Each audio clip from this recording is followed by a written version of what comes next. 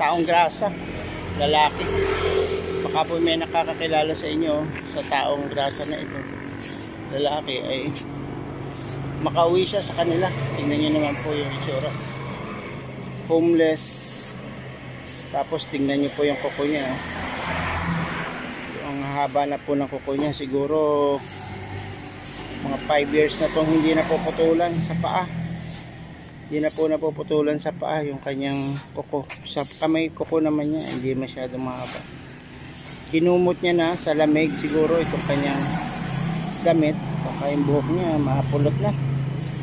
Naawa po ako sa ganito.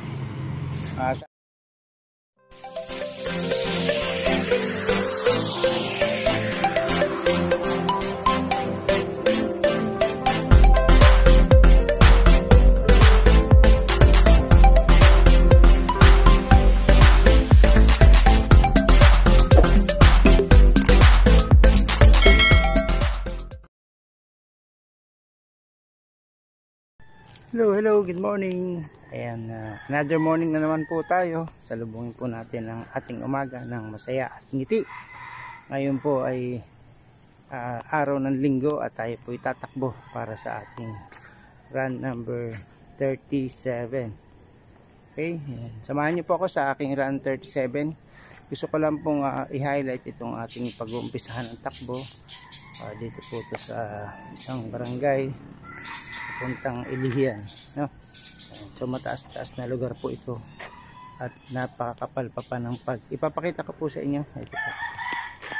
Ayan, kita niyo po yan, makapal ang pag sa taas ng bundok. Bundok po yan, yung tinutumbok ng ating video. Pataas po ito, pa-elevate, at marami po pong ulap na parang nagbabadya ng matinding ulan. Kaya dito po tayo tatakbo para sa ating running challenge. Sana po makaipon ulit tayo kahit 5 miles ngayong araw na ito. Good morning, update po natin kay Sir Well Lipat. Siya po magbabakasyon sa Canada, Vancouver. Kaya naman hindi po natin sure kung siya po makapag-live ngayong Sunday morning para sa salita ng Diyos, ano? Sa gospel na kanyang ibinibigay sa atin tuwing Sunday. So yan, medyo konting papawis, stretching muna, tapos dire-diretso tayo sa takbo. Samahan niyo po ako, guys.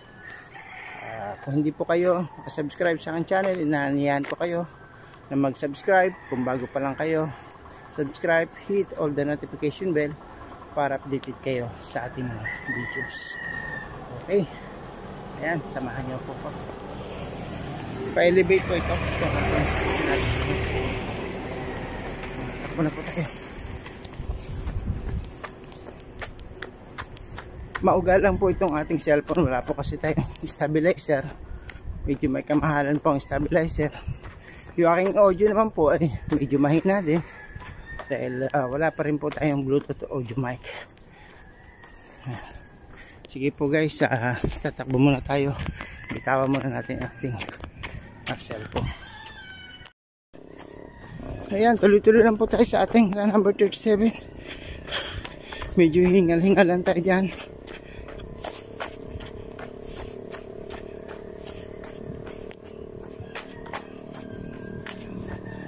At saka mauga.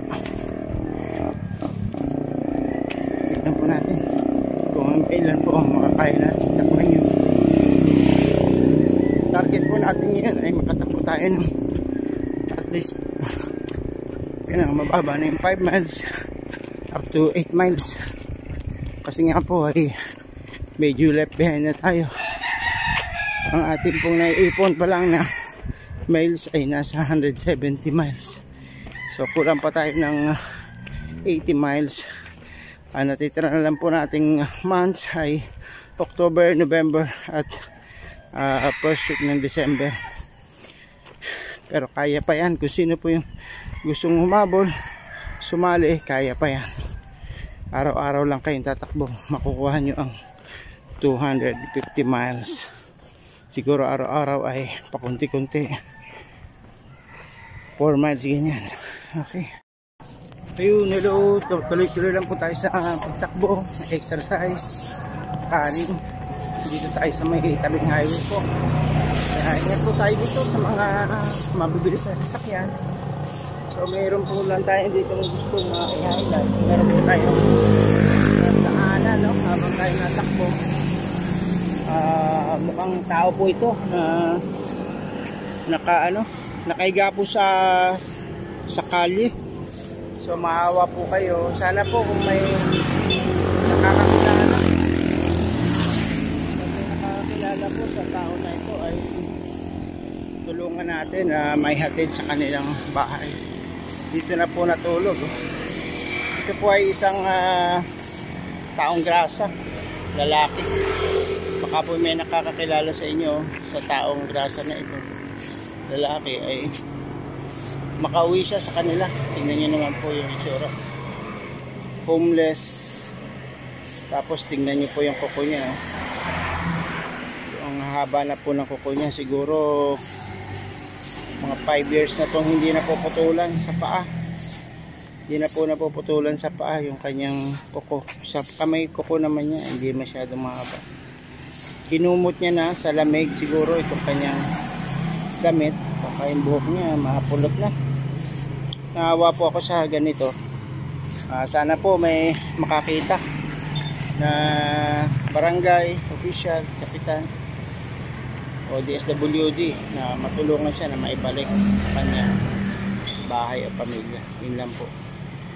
Hindi po natin siya pwedeng buksan yung mukha. Baka po ano yan, violent. Baka po violent yung tao na yan. Kaya tutulog siya, huwag mo natin istorbohin. Sana may makakita. Sa may makapanood po ng video na to, tulungan po natin. Baka may nakakilala sa taong grasa na nakahiga po sa kalye.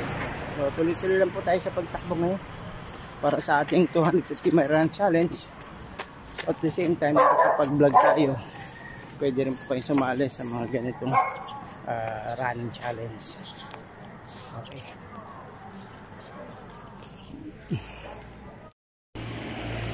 Nandiyan pa rin po siya. Gusto ko lang po i-highlight sa inyo kung ang location niya po ay nasa Locks Trading. Tingnan niyo po yan, Locks Trading, along Eriga, San Isidro, San Isidro, Barangay San Isidro po ito. Yung taong grasa na natulog sa kalye ay nasa tapat po ng Locks Trading saka JNT Express. Yung pong maroon na gate na nakabukas, yan po ay JNT Express. Receiving lang po yan, wala po silang sending.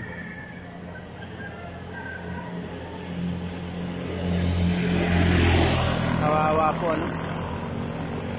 Kawawa siya. Yun guys, pagtakbo natin, bigyan po natin ng highlight itong lugar kung saan magko-connect po ang Iriga at saka Baaw. So ngayon ay yung tulay pinapalapad, under construction po ito kasi nga po itong kalye ay dinagdagan, no? Dati ito lang yan, ang gitna yan, dalawa tulay yan papunta at pabalik. Ngayon po ay sa kabila nilagyan ng dalawang lane, dito naman po sa left ay nilagyan din ng dalawang lane. So kita natin sa inyo na marami po dito ang construction material. Ayun, construction materials na gagawin poste. Kasi sigurado po ay ito pong tulay na to ay palalaparin, patitibayan, dadagdagan po ng lapad yung tulay. Kaya matagal po ito na trabaho. Ang lalaki ng bakal nito. Tingnan niyo po itong bakal ng gagawing pamoste. 32 po ito, 32 mm yung ganito kalapad. Ito pong nakapabilog, yan, yung nakapabilog para pong itong 20 yan siya, naka-spiral yung bakal. Yan, tinitibag po yung semento niya. Tignan po natin sa main tulay kung ano po ang tinitibag nila dito. Naglalagay na po ito ng puting. Naglalagay na sila ng puting dito.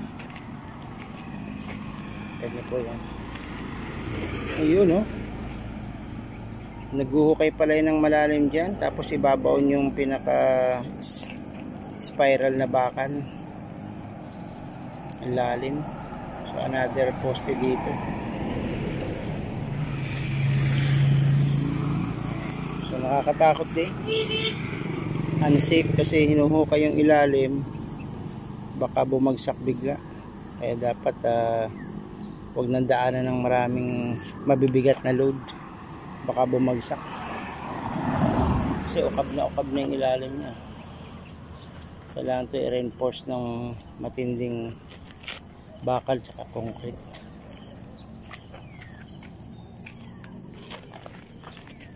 Ito na tayo. Balik na tayo sa pagtakbo. Takbo na ulit tayo, guys.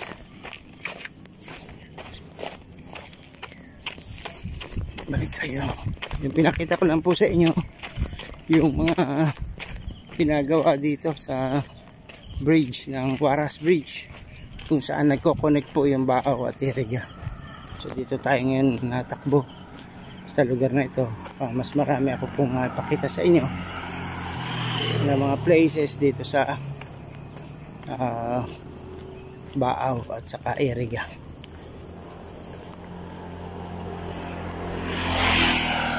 Hello, nakatapos naman tayo ng ating run number 37 na po tayo, no?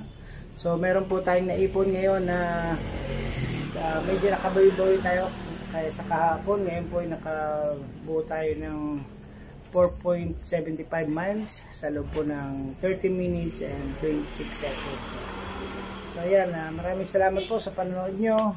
Konti na lang siguro ang balanse natin, baka mga 10 run pa, mga 10 run or more. So hindi ko pa talaga siya kinukwento ng marami. Ang expect ko pag ako'y nakapag-run na ng 45-46 runs ay malapit na po matapos. So far mga 9 runs pa. Okay. Ngayon po September 29. So matatapos na naman natin September, October and November. Yan po yung chances natin para bumawi sa pagtakbo, para naman makatapos na po tayo. So shoutout kay Angelic Magsino, matatapos na din daw po siya, pati daw po si Delio TV, mga sumali po sa 250 miles run challenge. Kaya magandang umaga uli. Ang ating pong update sa ating run challenge ay ito. Okay, ngayon po ay meron akong gustong i-highlight yung pong taong grasa na aking nabidyohan during aking pagtakbo doon po sa may Barangay San Isidro. Sana po kung may makakilala, may pagsabi doon sa pamilya na kung pwede kunin po siya. Nakakawa naman po kasi kung siya po lagi na lang tutulog kung saan-saan sa kali, baka po siya ay ma-aksidente pa. Ilan po. God bless po sa inyo lahat.